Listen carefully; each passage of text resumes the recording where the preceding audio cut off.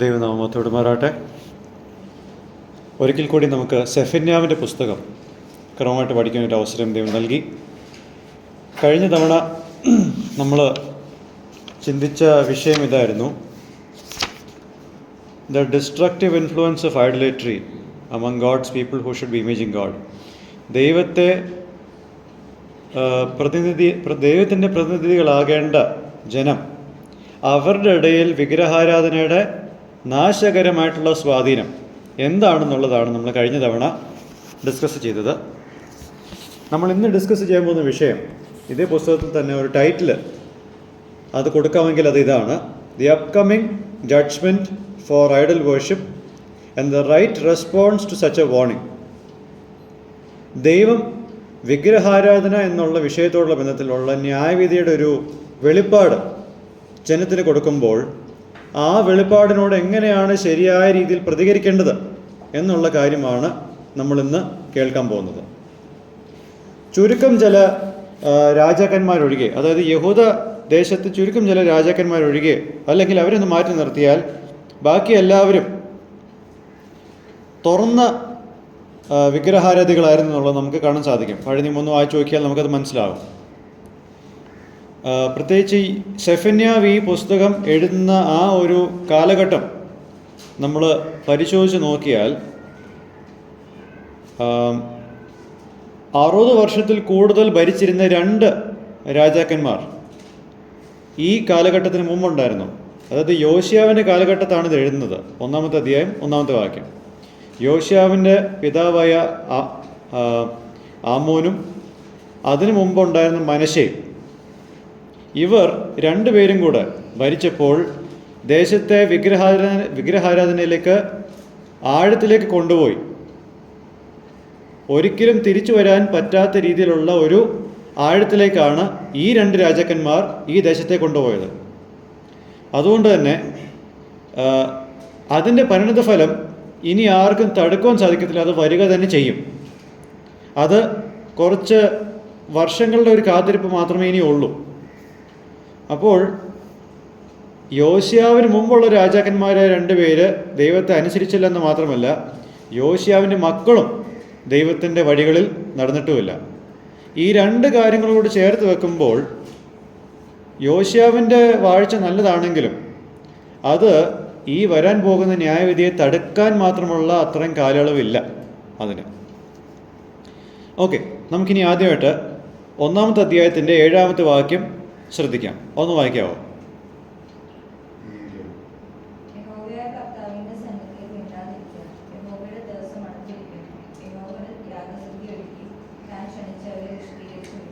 Okay. The announcement of the day of the Lord. യഹോവയായ ദൈവത്തിൻ്റെ നാളിൻ്റെ ഒരു അരുളപ്പാട് നമുക്ക് ഈ 1-ാമത്തെ അധ്യായം 7-ാമത്തെ വാക്യത്തിൽ കാണാൻ സാധിക്കുന്നു.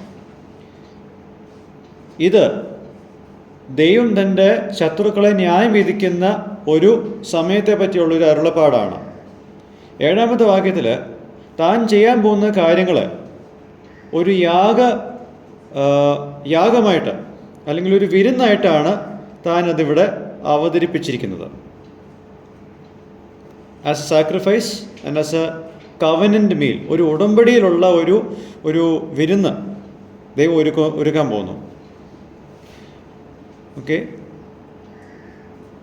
നമുക്ക് ഇതിനോട് ചേർന്ന് 1-ാമത്തെ അധ്യായത്തിൻ്റെ 17-ാമത്തെ വാക്യം കൂടെ ഒന്ന് വായിക്കാം. മനുഷ്യൻ കുരുടന്മാരെ പോലെ നടക്കത്തക്ക വിധം ഞാൻ അവർക്ക് കഷ്ടത വരുത്തും. അവർ യഹോവയോട് പാപം ചെയ്തുവല്ലോ. അവരുടെ രക്തം പൊടി പോലെയും അവരുടെ മാംസം കാഷ്ടം പോലെയും ചൊരിയും. ഓക്കെ, ഒരു യാഗം നടക്കുന്നത് പോലുള്ള ഒരു ചിത്രീകരണമാണ് നമ്മൾ 1-ാമത്തെ അധ്യായത്തിൻ്റെ 7-ാമത്തെ വാക്യത്തിൽ കണ്ടത്. അതിൻ്റെ വിവരണമാണ് 17-ാമത്തെ വാക്യത്തിൽ ഇപ്പോൾ കാണുന്നത്.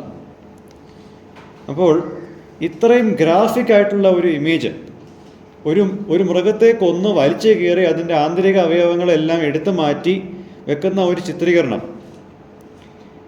ആ രീതിയിലാണ് ദൈവം ഇവരോട് ഇടപെടാൻ പോകുന്നത്, തൻ്റെ ജനത്തോട്. God is going to make a devastating end to the nation. ഇനി ഈ യഹോവയുടെ ദിവസത്തിൻ്റെ ഒരു വിവരണം എന്താണെന്നുകൂടെ നമുക്ക് ശ്രദ്ധിക്കാം. പഴയ നിയമത്തിൻ്റെ ഒരു മൊത്തത്തിലുള്ളൊരു പശ്ചാത്തലം നമ്മൾ എടുത്തു നോക്കിയാൽ, the day of the Lord is a specific reference concerning the captivity orchestrated by the Babylonians. Babylon സാമ്രാജ്യത്തിലൂടെ ദൈവം ഒരുക്കുന്ന ഈ പ്രവാസമാണ് പല സമയത്തായിട്ട് യഹോവയുടെ നാൾ അല്ലെങ്കിൽ ദിവസം എന്നുള്ളതിൻ്റെ ഒരു റെഫറൻസ് പോയിൻ്റായിട്ട് ഇരിക്കുന്നത്. അപ്പോൾ ഇതിനെപ്പറ്റി, ദൈവത്തിൻ്റെ ഈ ന്യായവിധിയെപ്പറ്റി ദൈവം വിവരിക്കുമ്പോൾ വളരെ വേദനാജനകമായിട്ടുള്ള ഒരു വിവരണമാണ് ദൈവം ഇവിടെ കൊടുക്കുന്നത്. ഇതേ അധ്യായത്തിൽ തന്നെ 14-ാമത്തെ വാക്യത്തിൽ നമ്മൾ എന്താ കാണുന്നത്?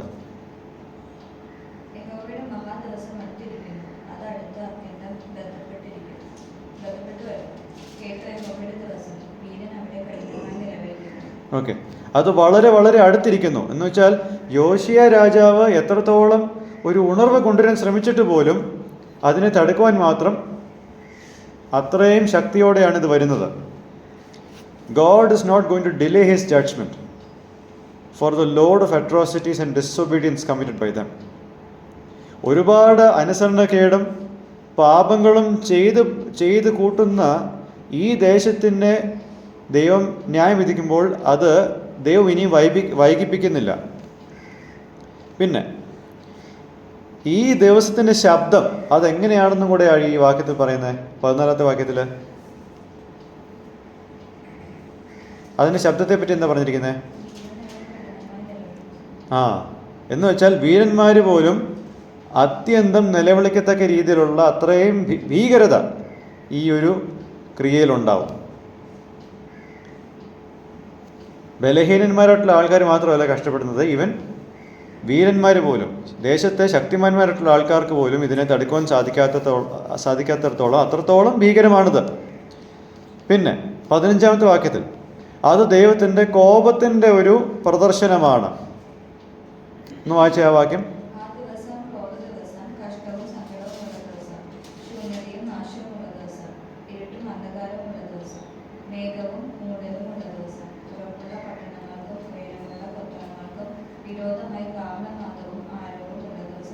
ഓക്കെ. അപ്പോൾ ദൈവം ഇവിടെ ബാബിലോൺ എന്ന രാജ്യത്തിലൂടെ ദൈവത്തിൻ്റെ ക്രോധത്തിൻ്റെ ഓരോ ഔൺസും ഈ ദേശം അനുഭവിക്കണം എന്നുള്ളത് തീരുമാനിച്ചുറപ്പിച്ചിരിക്കുകയാണ്. ഓക്കെ, ഇനി ഈ 15-ാമത്തെ വാക്യത്തിൽ പല കാര്യങ്ങളും നമ്മൾ കണ്ടു. Darkness and gloom, clouds and thick darkness.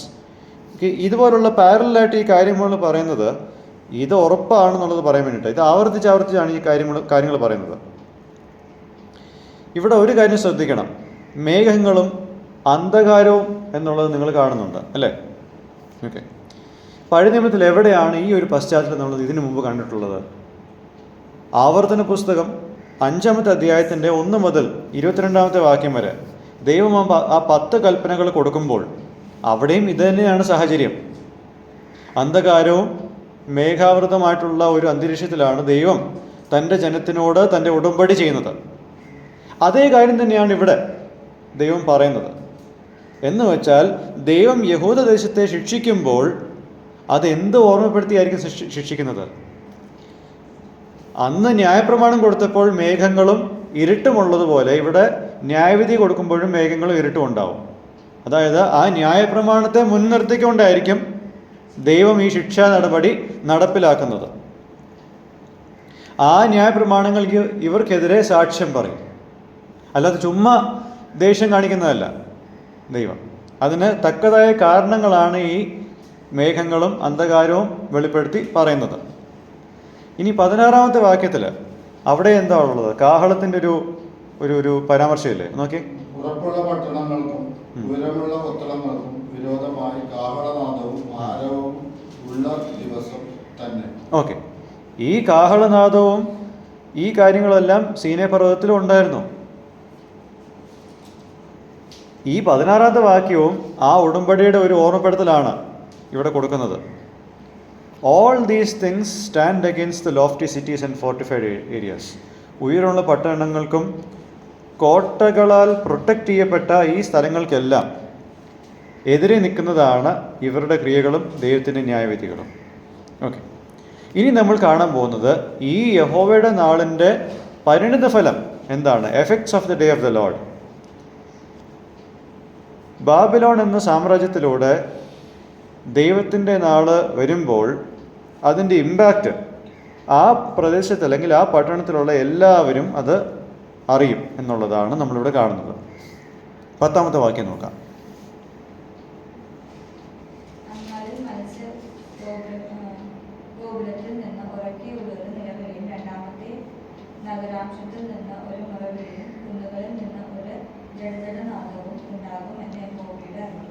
Okay. The fish gate was probably the northern city gate. അതായത് വടക്കേ അറ്റത്തെ പട്ടണവാതിലായിരിക്കണം ഈ മത്സ്യഗോപുരം. Second quarter was a newer city section north of the temple. മന്ദിരത്തിൻ്റെ വടക്കേ അറ്റത്തുള്ള മറ്റൊരു ഒരു പട്ടണമായിരിക്കണം ഈ കാണുന്നത്. ഈ സ്ഥലത്താണ് ഹുൽദ പ്രവാചക, പഴയ നിയമത്തിൽ 2 രാജാക്കന്മാർ 22:14 നമ്മൾ കാണുന്ന ഹുൽദ പ്രവാചക താമസിച്ചിരുന്ന സ്ഥലം. ഇനി മറ്റൊരു കാര്യം കൂടെ ശ്രദ്ധിക്കേണ്ടത്, യെരുശലേം എന്ന ഈ പട്ടണത്തിന് ചുറ്റും എന്തൊക്കെയാണുള്ളത്? പർവ്വതങ്ങൾ ചുറ്റും നിൽക്കുന്ന ഒരു പട്ടണമാണ് യെരുശലേം. അപ്പോൾ എന്ത് വാർണിംഗ് ആണ് കൊടുക്കുന്നത്? എൻട്രി പോയിൻറ്റ്സും റെസിഡൻഷ്യൽ ഏരിയാസും ഈ പട്ടണത്തിൻ്റെ ശക്തി കേന്ദ്രങ്ങളും എല്ലാം ഒന്നും ഇതിനെ തടുക്കാൻ സാധിക്കത്തില്ല. അവിടെ എല്ലാം ഈ നിലവിളി കേട്ടുകൊണ്ടിരിക്കുകയാണ്. ഇനി 11-ാമത്തെ വാക്യം വായിക്കാം.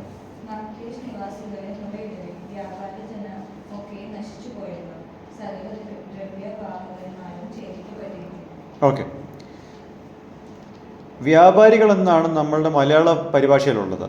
എന്നാൽ ഇംഗ്ലീഷിലും പ്രത്യേകിച്ച് എബ്രായ ഭാഷയിലും എഴുതിയിരിക്കുന്നത് all the people of Canaan will be silenced. Canaan നിവാസികൾ എന്താ പറയുക, അവരെ പറ്റിയാണ് ഇവിടെ പറഞ്ഞിരിക്കുന്നത്. അവരാണ് ഇവിടെ വെള്ളി വ്യാപാരികളായിട്ട്, ട്രേഡേഴ്സ് ഓഫ് സിൽവർ ആയിട്ട് അവതരിപ്പിച്ചിരിക്കുന്നത്. അവരെന്താണ് ചെയ്യുന്നത്? അവരെ ഉന്മൂലനം ചെയ്തിരിക്കും. അതായത് കനാനിലെ വ്യാപാരികളെ ദൈവം ഉന്മൂലനം ചെയ്യുമ്പോൾ യഹൂദ ദേശത്തിനോട് ഉള്ള ഒരു കോൺസിക്വൻസ് എന്തായിരിക്കും? How is it going to reflect on the people of Judah who trusted in these alliances to grow financially? സാമ്പത്തികമായിട്ട് വളരാൻ യഹൂദദേശം ഈ കനാനിലെ നിവാസികളുമായിട്ട് സഖ്യം ചേർന്ന് അവരുടെ വ്യാപാരത്തിൽ വളരുമ്പോൾ ദൈവം ആ കനാനിലെ ആൾക്കാരെയാണ് നശിപ്പിക്കുന്നത്. ആ നശിപ്പിക്കുന്നതിലൂടെ ഈ യഹൂദ ദേശക്കാർക്ക് എന്താണ് സംഭവിക്കുന്നത്? 13-ാമത്തെ വാക്യം വായിക്കാം.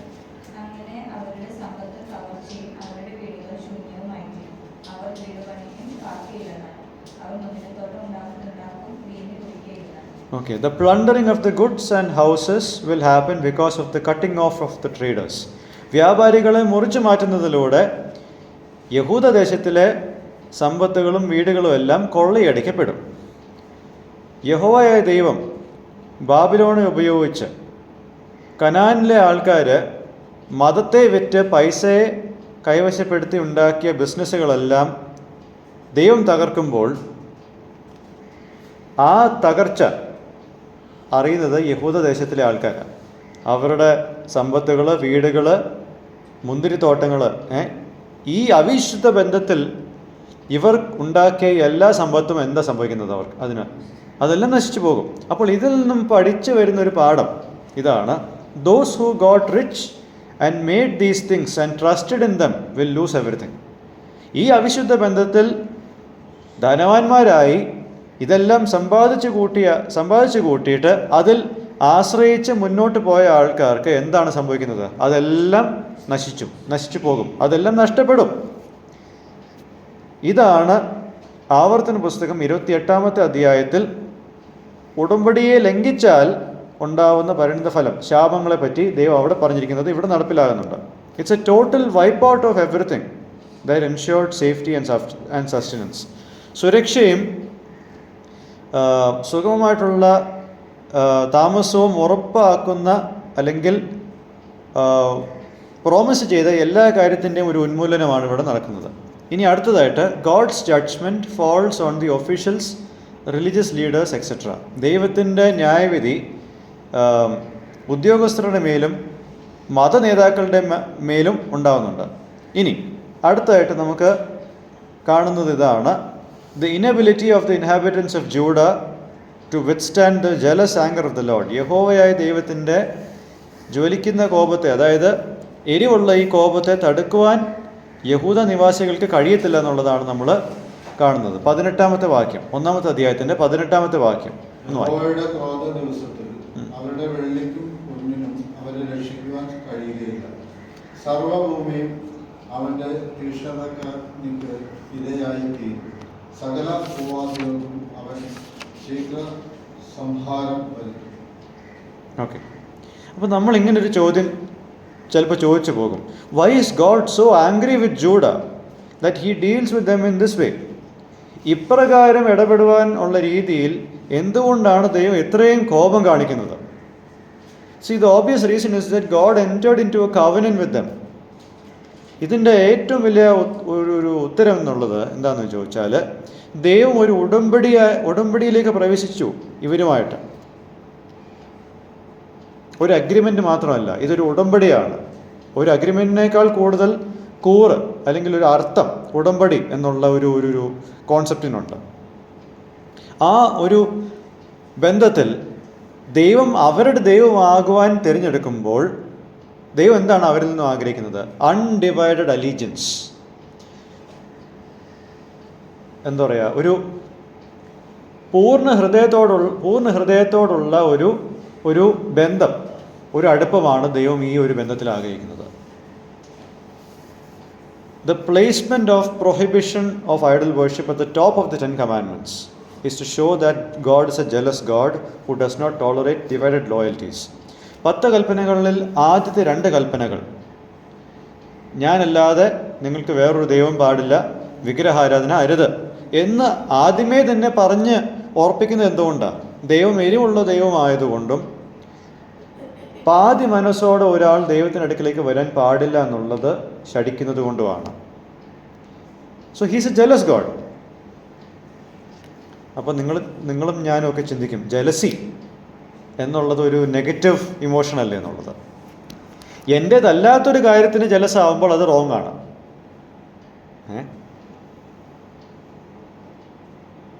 എൻ്റേതല്ലാത്ത ഒരു സാധനത്തിന് വേണ്ടിയിട്ട് ഞാൻ സ്വാർത്ഥത കാണിക്കുമ്പോൾ അത് റോങ് ആണ്.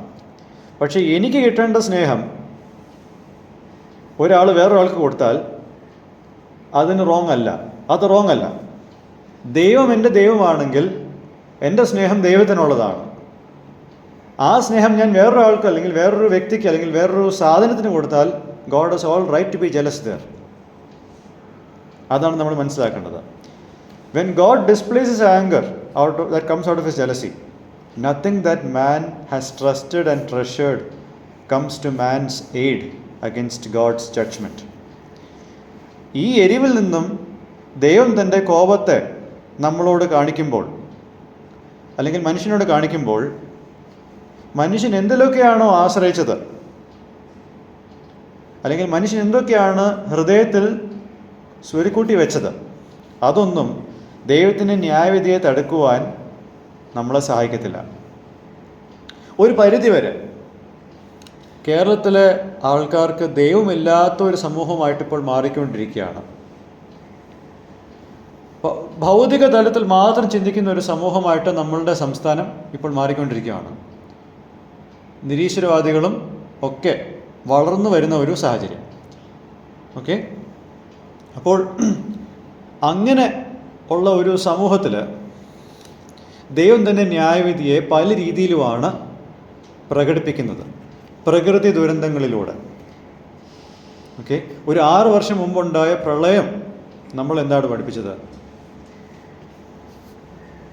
അതിനു മുമ്പ് പണക്കാർക്ക് പാവപ്പെട്ടവരെ വേണ്ട, ഉയർന്നിരിക്കുന്ന ആൾക്കാർക്ക് താഴ്ന്നിരിക്കുന്ന ആൾക്കാരുടെ സേവനം വേണ്ട, ഒരകൽച്ച. പക്ഷേ ഇവരെല്ലാം രക്ഷപ്പെടുത്താൻ പാവപ്പെട്ടവരാണ് വേണ്ടിയിരുന്നത്. മത്സ്യത്തൊഴിലാളികളും അങ്ങനെ മനുഷ്യൻ അത്രയും അല്ലെങ്കിൽ ഉയർന്നിരിക്കുന്ന ആൾക്കാർ അത്രയും ഡിസോസിയേറ്റ് ചെയ്ത ആൾക്കാരാണ് പിന്നീട് വന്നത്. സോ ഇതാണ് മനുഷ്യൻ്റെ ഒരു കുഴപ്പം. ഓക്കെ, ഇനി അടുത്തതായിട്ട് physical and functional idols provoke the jealous anger of God. മനുഷ്യന് ആക്ഷരികമായിട്ടുള്ള വിഗ്രഹങ്ങളുണ്ട്, അതോടൊപ്പം തന്നെ വിഗ്രഹത്തിനെ പോലെ ഫങ്ഷൻ ചെയ്യുന്ന മറ്റു പല കാര്യങ്ങളും നമ്മുടെ ജീവിതത്തിലുണ്ട്. ഈ രണ്ട് കാര്യങ്ങളും ഇപ്പം നമ്മൾ ചിലപ്പോൾ ആക്ഷരികമായിട്ടൊരു വിഗ്രഹത്തിന് മുമ്പിൽ ഇങ്ങനെ വണങ്ങത്തില്ലായിരിക്കും, പക്ഷേ ദൈവത്തെക്കാൾ കൂടുതൽ പ്രാധാന്യം കൊടുക്കുന്ന മറ്റു ചില കാര്യങ്ങൾ നമുക്കുണ്ട്. ചില ആൾക്കാർ മണിക്കൂറുകളോളം ഫോണിൽ ഇരിക്കും. ഫോൺ ആവശ്യമുള്ള കാര്യമാണ്. ഈ പറഞ്ഞ ഫങ്ഷണൽ ഐഡൽസ് പലതും നമ്മുടെ ജീവിതത്തിന് ആവശ്യമുള്ള കാര്യങ്ങളാണ്. ഓക്കെ, മണിക്കൂറുകളോളം ചിലർ ഫോണിൽ കുത്തിയിരിക്കും. എന്നാൽ ബൈബിൾ വായന പലർക്കും ബോറടിയാണ്. അപ്പോൾ ഇതെന്തായി? നമ്മുടെ ഫോൺ എന്തായി? അതൊരു ഫങ്ഷണൽ ഐഡലായി മാറി. ഈ രണ്ട് കാര്യങ്ങളും, ആക്ഷരികമായിട്ട് നമ്മളൊരു വിഗ്രഹത്തെ വണങ്ങുന്നതും ദൈവത്തിനേക്കാൾ കൂടുതൽ സ്ഥാനമുള്ള മറ്റൊരു കാര്യം നമ്മുടെ ജീവിതത്തിൽ ഉണ്ടാകുന്നതും ദൈവത്തിൻ്റെ എരിവിനെ പ്രൊവോക്ക് ചെയ്യുന്നതാണ്. Okay, the silver and gold and possessions and houses and things that they lived for. വെള്ളിയും പൊന്നും സമ്പത്തുകളും വീടുകളും അവർ എന്തിനു വേണ്ടിയിട്ടാണ് ജീവിക്കുന്നത്? അതെല്ലാം. പിന്നെ അവരെ തന്നെ വിറ്റ് കളഞ്ഞത് എന്തിനു വേണ്ടിയിട്ടാണോ?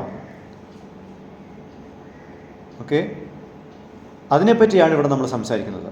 ഈ ജനം ദൈവത്തിൽ നിന്നും അവരുടെ ശ്രദ്ധയെ മാറ്റി ഭൗതികമായിട്ടുള്ള കാര്യങ്ങളിൽ മാത്രമേ അവരുടെ ശ്രദ്ധയെ പതിപ്പിച്ചുള്ളൂ. ദൈവത്തിൽ നിന്നും അവരുടെ ശ്രദ്ധയെ മാറ്റി അവരെ തന്നെ ഈ വക കാര്യങ്ങൾക്കായിട്ട് വിറ്റു. ഇപ്പോൾ പല ആൾക്കാരും, നമുക്ക് ചുറ്റുമുള്ള പല ആൾക്കാരും ഫുഡ് വ്ളോഗ്സ് ഒക്കെ ഇപ്പോൾ ഇടുന്ന ഒരു കാലഘട്ടത്തിലാണല്ലോ. തിന്നാൻ വേണ്ടിയിട്ട് ജീവിക്കുന്ന കുറേ ആൾക്കാർ ഇപ്പോൾ നമുക്ക് ചുറ്റും ഉണ്ട്. കുറച്ച് പേർ അങ്ങനെ തന്നെ തുറന്നു പറയുന്നത്, ഐ ലിവ് ടു ഈറ്റ്. അപ്പോൾ അതുപോലെയുള്ള ഒരു കാലഘട്ടമാണ് ഇവിടെയും നമ്മൾ കാണുന്നത്. The prosperity and riches that the gods of other nations offered attracted the people so much that they went after the gods who offered them. ചുറ്റുമുള്ള മറ്റ് രാജ്യങ്ങളിലെ ദൈവങ്ങൾ, വിഗ്രഹങ്ങൾ ഇവർക്ക് സമൃദ്ധിയും ധനവും വാഗ്ദാനം ചെയ്തപ്പോൾ ആ വാഗ്ദാനത്തിൽ മയങ്ങി ഈ വ്യക്തികൾ ആ ഒരു ആകർഷണത്തിൽ മാറിപ്പോയി ആ വിഗ്രഹങ്ങളുടെ പുറകെ പോയി. ഇവിടെ നമ്മൾ പഠിക്കുന്നത് ഇതാണ്: functional and physical idols often go hand in hand. Okay, ആക്ഷരികമായിട്ടുള്ള വിഗ്രഹങ്ങളും ദൈവത്തെക്കാൾ നമ്മൾ സ്നേഹിക്കുന്ന പല കാര്യങ്ങളും പലപ്പോഴും ഒരുമിച്ച് പോകുന്ന കാര്യങ്ങളാണ്. And the pursuit of riches and whatever we value will take us to physical idols. നമ്മൾ ധനത്തെയാണ് കൂടുതൽ സ്നേഹിക്കുന്നതെങ്കിൽ, അല്ലെങ്കിൽ നമ്മൾ മൂല്യം കൊടുക്കുന്ന ഏതൊരു കാര്യമാണെങ്കിലും അത് നമ്മളെ ഇന്നല്ലെങ്കിൽ നാളെ എവിടെ കൊണ്ടെത്തിക്കും? ആക്ഷരികമായിട്ടുള്ള വിഗ്രഹങ്ങളിലേക്ക് തന്നെ കൊണ്ടെത്തിച്ചിരിക്കും. കാരണം ആ വിഗ്രഹങ്ങൾ എന്താണ് ഓഫർ ചെയ്യുന്നത്? ഞങ്ങൾ ഇത് തരാം. പഴയ നിയമത്തിലെ കാലയളവ്, പ്രത്യേകിച്ച് കനാൻ പശ്ചാത്തലം ഒന്ന് നോക്കിയാൽ കാർഷികമായിട്ടുള്ള സമൃദ്ധിക്കും ഒക്കെ ബാൽ വിഗ്രഹങ്ങളെയാണ് അന്നത്തെ കാലം ആശ്രയിച്ചിട്ടുള്ളത്. അങ്ങനെയുള്ള പല ഡിപ്പാർട്ട്മെൻറ്റ്സും അവരുടെ മതത്തിലുണ്ട്. പ്രകൃതിയുടെ ഒരു ഏരിയയ്ക്ക് ഒരു ദൈവം, മറ്റൊരു ഏരിയയ്ക്ക് മറ്റൊരു ദൈവം. ഇന്ന് നമ്മുടെ ചുറ്റും അത് തന്നെയാണ്. അറിവിനും സമ്പത്തിനും എന്താ പറയുക, ശാരീരികമായിട്ടുള്ള ആരോഗ്യത്തിനും അത് ദൈവങ്ങൾ ഉണ്ട്. അപ്പോൾ ഞാൻ എന്താ പറഞ്ഞു വരുന്നതെന്ന് ചോദിച്ചാൽ, ഇതിനൊക്കെ നമ്മൾ കൂടുതൽ പ്രാധാന്യം കൊടുക്കുമ്പോൾ നമ്മൾ അറിഞ്ഞോ അറിയാതെയോ അതിലോട്ട് അങ്ങ് വഴുതി വീഴും, ഇന്നല്ലെങ്കിൽ നാളെ. അതൊരു യാഥാർത്ഥ്യമാണ്. യഹൂദ ദേശത്തിൻ്റെ ചരിത്രം നമ്മൾ പഠിക്കുമ്പോൾ നമ്മൾ വായിക്കുന്നത് ഇതാണ്, അല്ലെങ്കിൽ മനസ്സിലാക്കുന്നത് ഇതാണ്: riches and abundance were happening at the expense of poor and the destitute.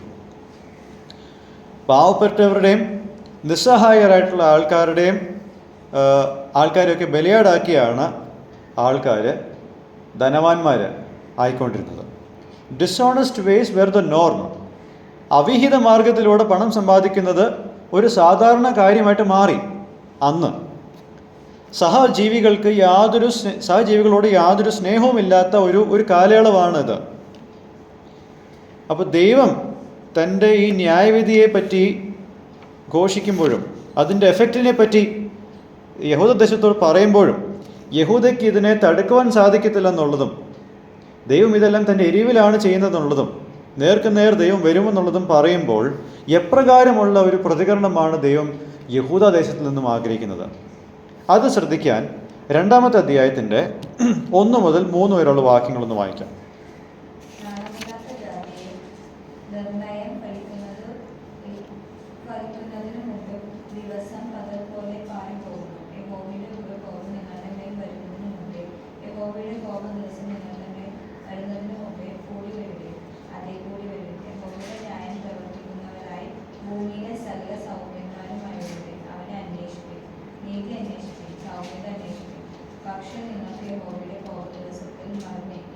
Yes.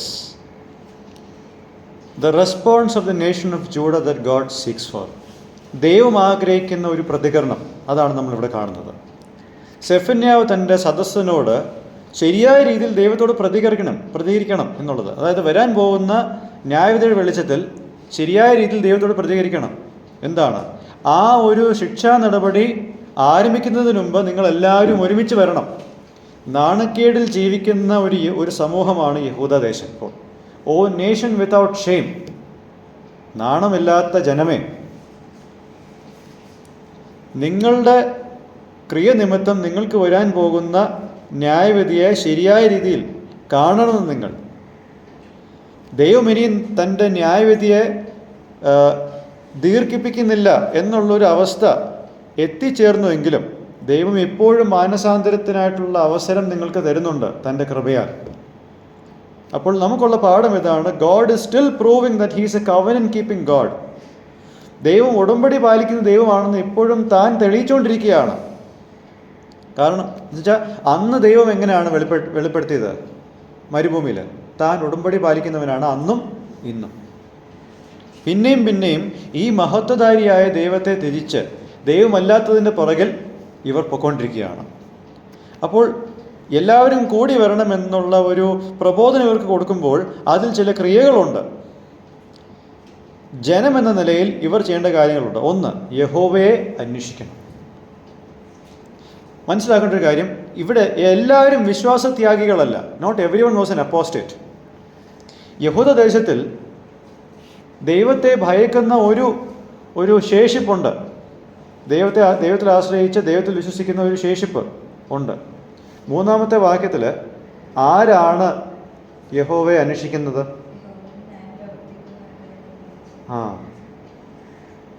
ഭൂമിയിൽ സൗമ്യതയുള്ളവരും യഹോവയുടെ ന്യായത്തെ പ്രവർത്തിക്കുന്നവരും അവരാണ് അന്വേഷിക്കേണ്ടത്.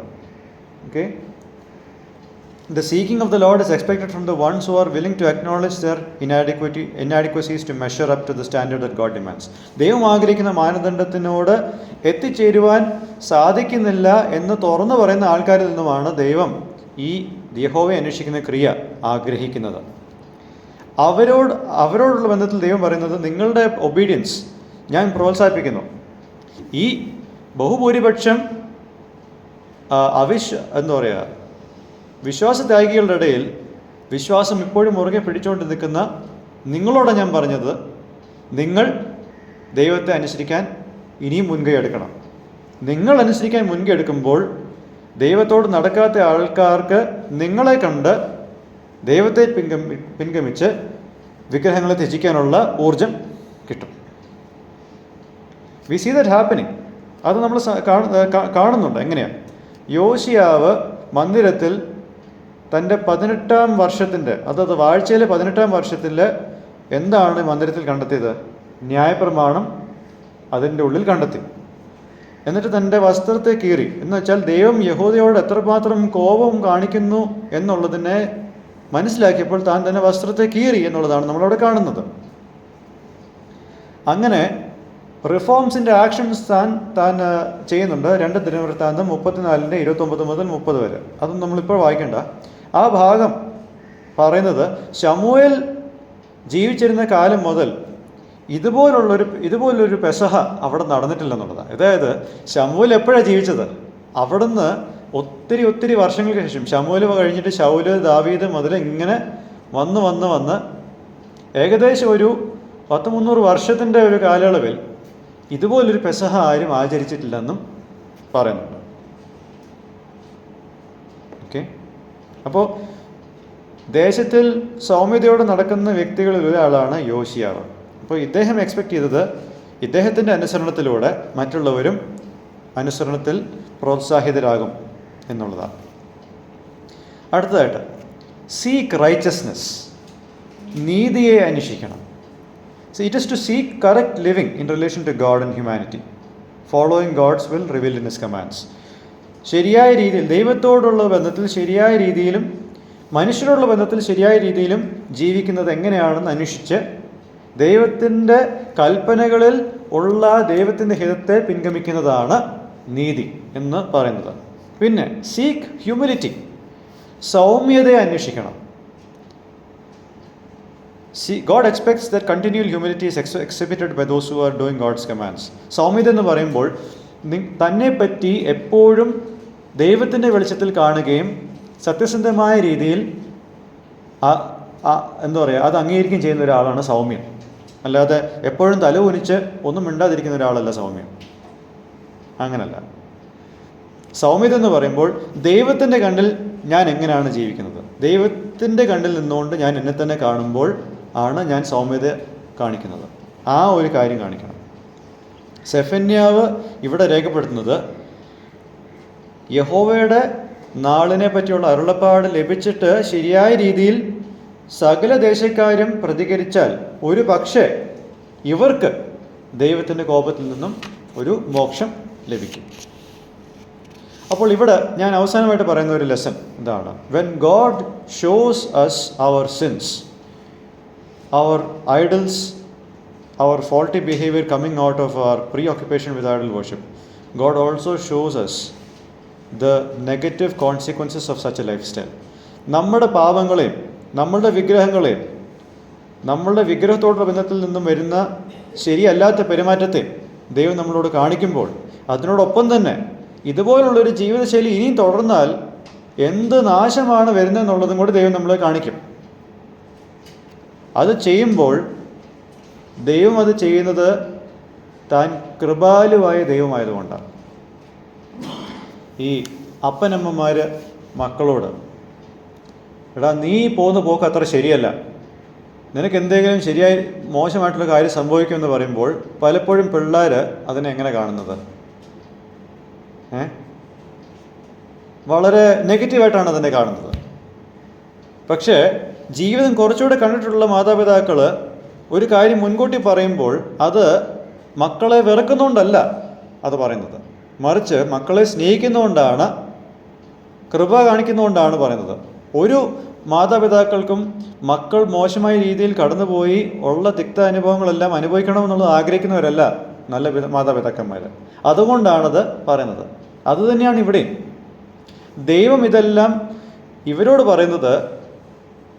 ദൈവം കൃപാലുവായ ദൈവമായതുകൊണ്ടും ദൈവം ഇവർക്ക് മാനസാന്തരപ്പെടുവാൻ ഒരു അവസരം, ഇത്രയൊക്കെ ചെയ്തിട്ടും ദൈവം ഇപ്പോഴും ഇവർക്ക് മാനസാന്തരപ്പെടുവാൻ അവസരം കൊടുക്കുന്നുണ്ട്. അപ്പോൾ ഇതേ കാര്യം ദൈവം നമ്മളോട് ചെയ്യുമ്പോൾ, ഇന്നും ദൈവത്തിൻ്റെ വചനം നമ്മൾ കേൾക്കുമ്പോൾ, are we going to abuse God's patience and say that God is not going to do anything good or bad? നമ്മൾ അങ്ങനെയാണ് പറയാൻ പോകുന്നത്. നമ്മൾ ഇപ്പോഴും ദൈവത്തിൻ്റെ ദീർഘക്ഷമ അനുഭവിക്കുമ്പോൾ ആ ദീർഘക്ഷമയെ തുച്ഛമായിട്ടാണ് നമ്മൾ കാണാൻ ശ്രമിക്കുന്നത്. ദൈവം അതൊന്നും ചെയ്യത്തൊന്നുമില്ല, നല്ലതോ ചീത്തൊന്നും ചെയ്യത്തൊന്നുമില്ല, അതൊക്കെ ചുമ്മാ പറയുന്നതാണെന്ന് രീതിയിലുള്ളൊരു ജീവിതമാണ് നമ്മൾ ഇനി തുടർന്ന് ജീവിക്കാൻ പോകുന്നത്. അതോ are we going to come back, repent and seek God by seeking humility and righteousness? നമ്മൾ തിരിച്ചു വന്ന് മാനസാന്തരപ്പെട്ട് സൗമ്യതയും നീതിയും അന്വേഷിക്കുന്നതിലൂടെ ദൈവത്തെ അന്വേഷിക്കാൻ നമുക്ക് ആഗ്രഹമുണ്ടോ? May God help us to seek God and love Him with all our heart, soul, mind and strength. നമ്മളുടെ എല്ലാ പൂർണ്ണ ഹൃദയത്തോടും പൂർണ്ണ മനസ്സോടും പൂർണ്ണ ശക്തിയോടും പൂർണ്ണ ഹൃദയത്തോടും ആത്മാവിനോടും കൂടെ ചേർന്ന് നമുക്ക് ദൈവത്തെ അന്വേഷിക്കുവാനും സ്നേഹിക്കുവാനും ദൈവം നമ്മളെ സഹായിക്കട്ടെ എന്നുള്ള ഒരു പ്രബോധനം നിങ്ങളോട് പറഞ്ഞുകൊണ്ട് ഇന്നത്തെ എൻ്റെ ഈ ശുശ്രൂഷ ഞാനിവിടെ അവസാനിപ്പിക്കുകയാണ്. അടുത്ത തവണ നമ്മൾ ദൈവം വെച്ചാൽ കാണുകയാണെങ്കിൽ ടോപ്പിക് ഇതായിരിക്കും: God's declaration of judgment on pagan nations so that Israel will be prompted to come back to the Lord. Israel എന്ന ജനം, അല്ലെങ്കിൽ യഹൂദദേശം എന്നുള്ള ജനം, ദൈവത്തിൻ്റെ മാർഗത്തിലേക്ക് തിരികെ വരുവാൻ അവരെ പ്രേരിപ്പിക്കുന്ന അന്യദേശക്കാരോടുള്ള ദൈവത്തിൻ്റെ ന്യായവിധിയുടെ അരുളപ്പാട്. അതാണ് 2-ാമത്തെ അധ്യായത്തിൻ്റെ 4-ാം വാക്യം മുതൽ നമ്മൾ അടുത്ത തവണ കാണാൻ പോകുന്നത്. ഈ ചിന്തകളിലെല്ലാം ദൈവം നമ്മളെ സഹായിക്കട്ടെ എന്ന് ആഗ്രഹിക്കുകയും പ്രാർത്ഥിക്കുകയും ചെയ്തുകൊണ്ട് ഞാൻ എൻ്റെ വാക്കുകളിൽ നിന്നും വിരമിക്കുന്നു. ദൈവനാമം മഹത്വപ്പെടുമാറാകട്ടെ.